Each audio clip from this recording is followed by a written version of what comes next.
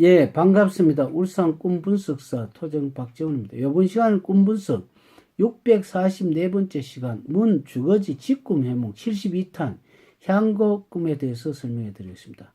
향교 같으면 공자를 모신 사당이면서 교육기관이죠. 어떻게 보면 좀 사설 교육기관이라고 볼 수가 있고, 그 사설이면서 국가적으로 굉장히 관심을 가지고 있는 그런 사설기관이라고 볼 수가 있습니다. 안동에 가보면 하회 마을 그쪽에 보면은 약간 외 떨어진 곳에 보면은 이태계 선생의 도산 서원이 있죠. 그 서원 자체도 향교와 비슷하게 이것은 자기의 어떤 개인의 어떤 철학적 사고를 일반 학생들에게 가르치는 것이죠. 거기에 유성룡이라든지 이항복이라든지 좀 그런 어떤 유명한 사람들도 거기에 이태계 선생 밑에서 수학을 했습니다.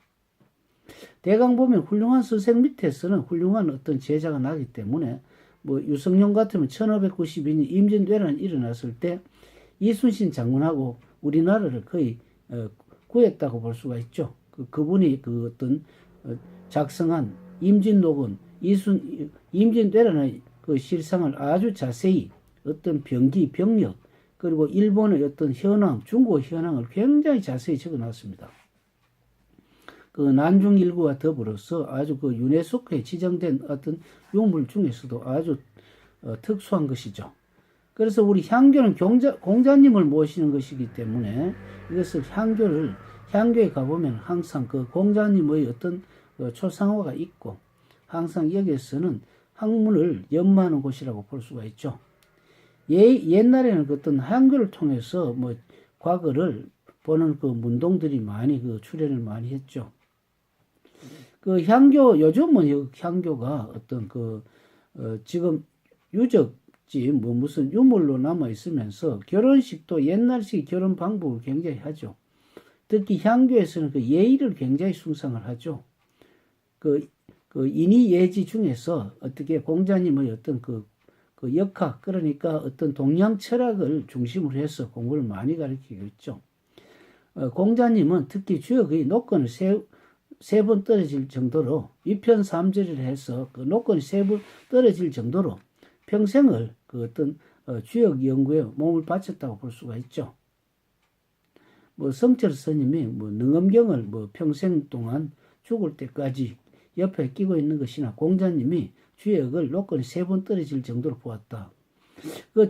공자님의 학문 중에 주역은 8개로 되어 있는데 이것은 우주 법칙이죠. 우주 법칙을 가지고 자연 현상과 맞물려서 보기 때문에 굉장히 어떤 현란하게 어떤 필치를 가지고 여러 가지 설명을 자세히 뒀습니다. 정조 때 학자면서 정치가인 다산 정약용 선생은 주역 사전을 8권을 편찬하면서 거기에서 주역의 어떤 오묘한 것을 더욱 연구를 많이 했죠.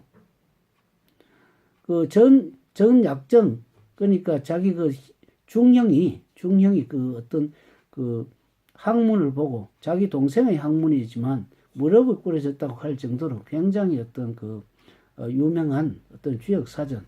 그래서 아직까지 전해지고 있고 저도 이것을 한번 봤습니다만 아주 풀이를 아주 현란하게 펼쳤습니다. 그러나 자연법칙을 조금 생각하지 않았기 때문에 아쉬운 점이 많이 있었는 사실입니다. 그래서 꿈속의 향교를 본다는 것은 교육기관을 보고 있는 것이다. 그러면서 조금은 재래식이다.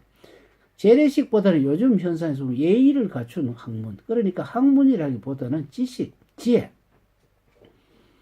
그런 어떤 성인들이 보면 그냥 단순한 지식이 아니고 사물 법칙을 이용해서 주로 사색을 많이 하시기 때문에 이런 어떤 학문을 사색 위주, 그러니까 향교라고 하는 것은 옛날식의 공부 방법이라기보다는 조금 체계를 갖춘 오행을 기준으로 해서 이렇게 공부하는 것. 그 다음에 만약에 상업을 하는 사람이 향교꿈을 꾸었다. 그러니까 조금 질서정연하게 무조건 서비스 업종을 나가는 것이 아니고 항상 무슨 부하와 어떤 종업과 은가 사장 사이에 어떤 노사 간의 갈등이 엮게끔 하는 그런 것도 향교적인 내용이라고 볼 수가 있죠. 다음 시간에 기계꿈에 대해서 설명하겠습니다. 감사합니다.